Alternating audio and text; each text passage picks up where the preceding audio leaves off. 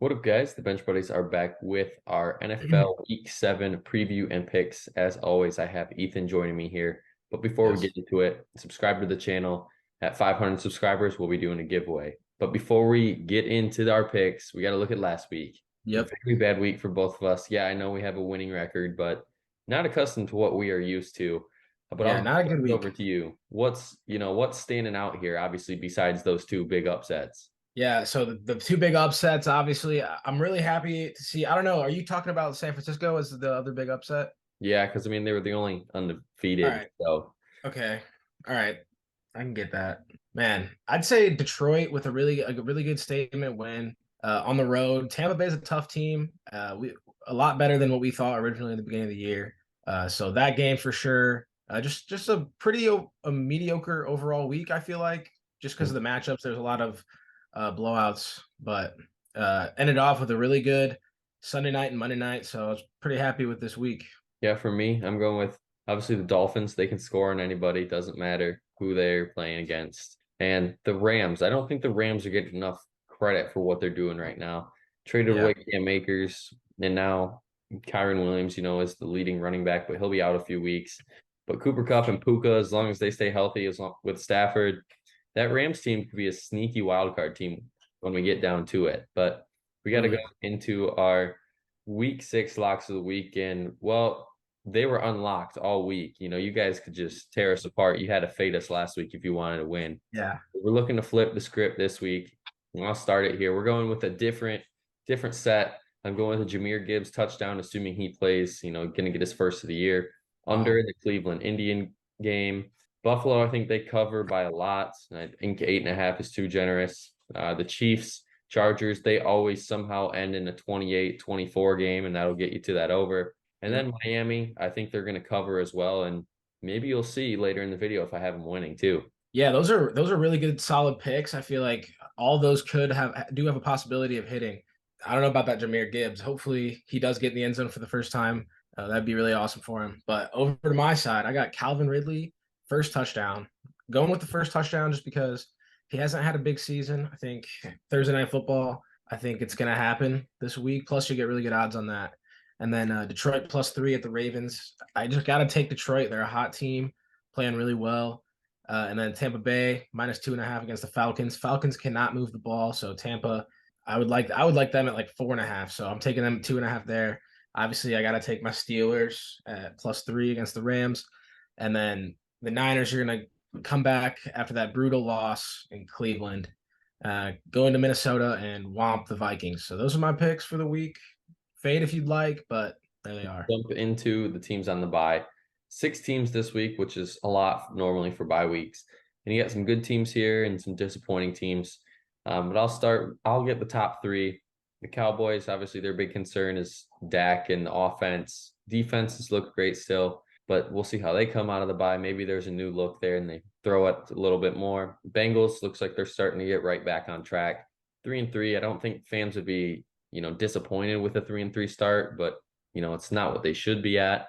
And then you have the Texans who are 3-3 and turning some heads and could possibly be the sleeper wildcard team that, we saw. I think it's 3 years or 4 years in a row. There's been a team that's finished last in the division and won the division the next year. And right now, the Texans are kind of looking like that team that could possibly get it done. Yeah, I'm gonna go a little out of order. I'm gonna start with the Titans. Just a pretty rough year offensively. Derrick Henry, they need to get Derrick Henry the ball coming out of the bye a lot more and just spread it around. Get D Hop involved as well. And then Carolina, obviously a rough start. Bryce Young hasn't looked great, but some promising moments from him. So they're not in the worst position. And then the New York Jets, man, that win last week was very impressive, and the defense can just ball out. And when Zach Wilson plays mistake-free football, this Jets team can make the playoffs. If you look at their schedule, they have a lot of upcoming games where they have a chance of winning, and they probably will be favored. So, Jets coming out of a bye, just watch out for them. And then we'll go with Thursday night football, Jaguars Saints. I'm going with the Jags here on the road.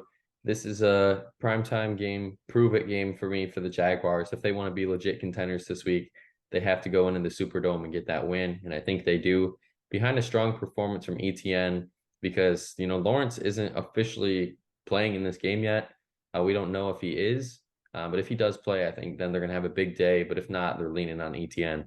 Yeah, this is assuming Lawrence plays. I think it's a must-win game almost because, like you said, it's a prove-it game. They've been a little inconsistent. That 4-2 record is nice, but they got to string together these W's, and this is a good place to start it. You can't have a slip-up game here against the NFC opponent. You gotta take care of business here Thursday night. Then we'll move to Sunday, possibly the best 1 o'clock game, Lions Ravens, and I'm going with the Ravens at home here. I think the Lions, they're due for a loss at some point in the season. Obviously starting hot and then suffering that overtime loss to the Seahawks and then getting right back on track. Where the Ravens, they're starting to look more like the team we thought they would look like at the beginning of the year. Lamar's playing better. They actually have a decent run game.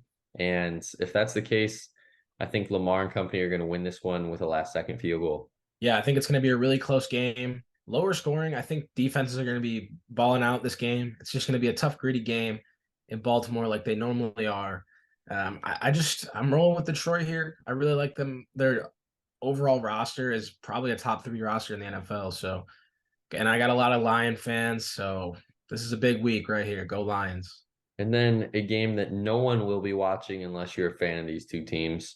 Raiders, Bears. Going with the Raiders here. I know Jimmy G is probably going to be out for this one, but Justin Fields is already out in this one with dislocated thumb.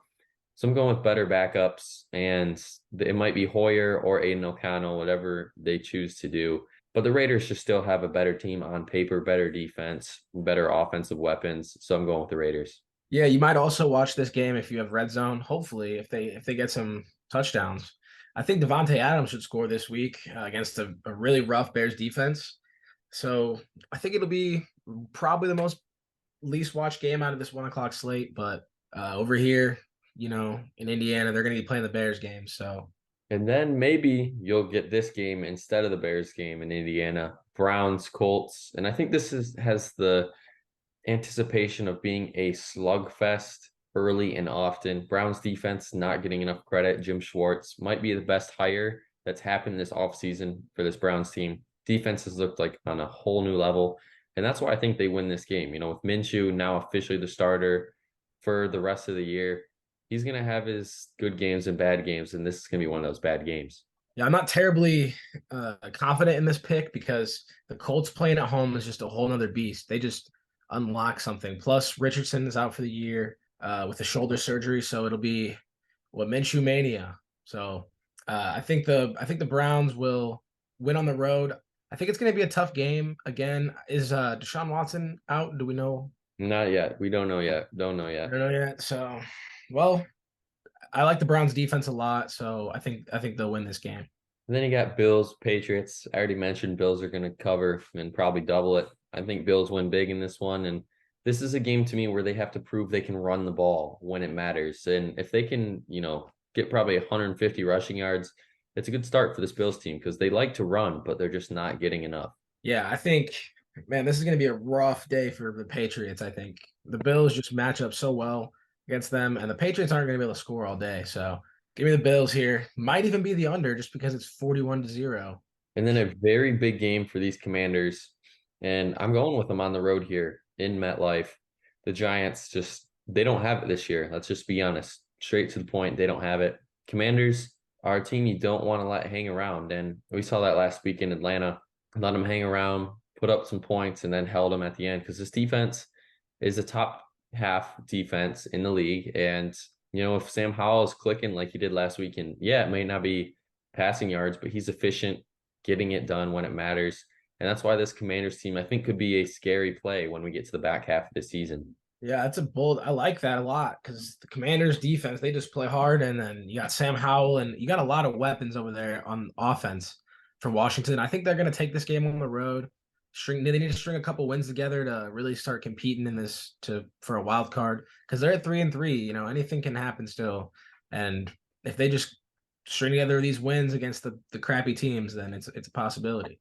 And then on Fox, you got a very pivotal game for this NFC South standings. Falcons at 500, Bucks half a game above 500.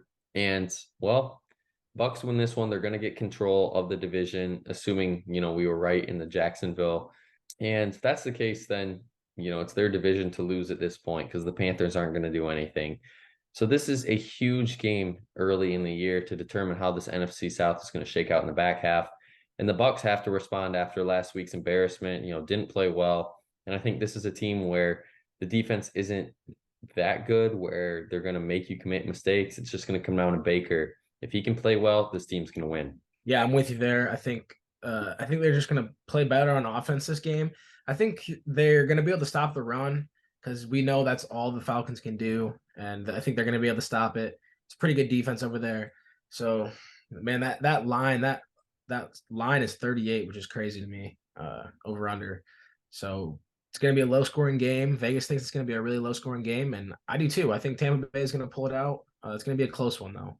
Moving to the 4 o'clock slate, I have those Rams beating your Steelers that I was talking about earlier. They're going to get just another gritty win here, the Rams. And maybe this is the one where the national media is going to say, okay, how good is this Rams team? Are they, a team that you don't want to start playing? And I think that's the case here. Yeah, they don't have a running back that we all know right now, with their top two backs getting hurt last week. So they signed like 5 guys to the active roster. So it could be just in and out swaps every play of running backs and see who does the best, which can also hurt a defense because there's so many power backs and elusive backs and so on and so forth. But we're going to talk about Cup, Puka, that connection. One of them's going to go off, let's just be honest, and you don't know who. And I think that's what makes this Rams team scary. Yeah, I think those receivers from LA are really scaring me this week, especially because the Steelers defense is more accustomed to stopping the run than the pass. They just aren't great when it comes to secondary. So it's going to be a tough game, I think. But I got to pick the Steelers here. I think they're going to be the stuff the run, force Stafford to make mistakes, and I think the offense will capitalize on it. And it's going to be a big game. It's going to be a really interesting game because I like the Rams as well. I'm on that hype train, but not this week. And then a game where the Seahawks should easily take care of business. These Cardinals don't go down without a quit. And, well, we saw it last week. The Cardinals kind of let the Rams get the best of them in the second half. And I expect this game to be close in the first, but then Seattle pulls away in the second with Kenneth Walker leading the way. Yeah, I'm with you. I think it'll be a closer game, and then I think they'll pull it away. Hopefully, DK and Kenneth Walker get their touches for my fantasy team. I think it'll be a big day offensively for the Seahawks. Their defense has been flying around lately too, so don't sleep on the defense. Arizona's been playing well, but not nearly as well as Seattle is capable of playing. So I'm going with Seattle here. And in what should be a great game on prime time, Chargers, Chiefs, and I don't want to say this is a must win for those Chargers, but it kind of feels that way just because it's a divisional opponent. And, we know the Chiefs has gotten the better of them the last however many years Mahomes has been on the Chiefs. And I think that's the reason why he wins this one. He dominates his division, the AFC West, at home too in Arrowhead. And, they're clicking on all cylinders. The Chiefs are after the week 1 loss at home to the Lions. This team has just turned it to another notch. And not to mention, they also got Mecole Hardman back in a trade with the Jets. And who knows, they might throw him out there because he probably still knows the playbook. As much as I want to pick the Chargers here, and I do, I think they are hungry for a win. This is a must win almost. Don't want to start 2-4. And especially with this loss against the Chiefs, just spreading that distance between them and the Chiefs even more. But it is on the road, and I just can't pick against the Chiefs, against the Chargers, man. Just knowing the Chargers organization, got to go with the Chiefs. I know their defense has been playing great, but they haven't been playing well as they should be. Still, I think this is going to be the start of it, though, for the Chiefs. And then at 425, also, you got my Packers going on the road to face the Broncos. And if my Packers lose this game, then I think it's panic mode in Green Bay. But the key factor for the Packers is Aaron Jones. If he's playing and fully healthy, I know week 1 he went off against the Bears, so on and so forth, but he seems like he's the glue guy and the missing piece the Packers need. And if they get him fully healthy, he has a decent game, then it's kind of hard for me to imagine the Packers losing that game. Yeah, I think the Packers should win this one on the road. There's a better team. Denver's been dysfunctional all year. So give me Green Bay here. And then the game you've been waiting for, Eagles, Dolphins, probably one of contenders for the game of the year, at least anticipation wise. And I'm going with Miami in a slugfest, high scoring game. I'm saying Dolphins probably put up 40, Eagles put up 30 something. And I know the defenses, might reign supreme here in this one, but cause for concern last week for the Eagles. If they have a performance like they did last week, and I know the Jets defense is good, but Hurts can't be making those throws. Some of them were just on him. And Yeah. Tua, well, Tua's just looked great this year, and I think he's going to be your MVP front runner after this game. Yeah, I'm gonna go with the Eagles here. It's not. This is gonna be one of the best games of the year, like you said. Dolphins Eagles. It's gonna be really exciting and fun to watch. I think the heavyweights with Tyreek Hill and all those AJ Brown. You can keep naming them off, but I'll stop there. I'm gonna take the Eagles at home. I think they just gotta bounce back this week. A lot of bad mojo going through their organization this week. I think they're a more physical team than the Dolphins, and they'll just be able to in that 4th and 1 or on the goal line, they could just have that automatic touchdown or first down. And I think that's they're gonna need to win this game against the Dolphins. And then Monday Night Football. Speaking about bouncing back, we got the Niners doing that here against the Vikings, and Yes, we do. you know, it was a struggle last week. I get it, but with the chances that McCaffrey and Debo both don't have significant injuries, and there's a good chance that they both play on this one, hard for me to imagine a world where the Niners have two duds right in a row. And the Vikings, well, they're a team that hangs around, but I just don't think they have enough pieces to contain everybody. We've seen the Niners just pick apart teams, and you can honestly say the Niners lost because Debo and McCaffrey got hurt last week and they just didn't know what to do. But now, if that's the case, they do have a plan in place. But that's not going to happen. Niners are going to win big here. Yeah, I'm with you there. I think the Niners are gonna win big. No real shot. I'm not giving Vikings much of a shot this game. I think the Niners are gonna cover and just really bounce back from last week's kind of dud against the Browns. I know the Browns defense is really good, but they laid an egg there, not being able to score any points. I know the injuries and everything, but you still gotta win that game. But anyway, bounce back, big game, Monday Night Football. I think the Vikings, the stadium, US Bank is going to be rocking a little bit in Minnesota, but Niners all the way this game for sure. And that's going to be it for our picks this week. Make sure you guys check back next week to see how we did and for our picks for that week. But until the next time, the Bench Buddies are out.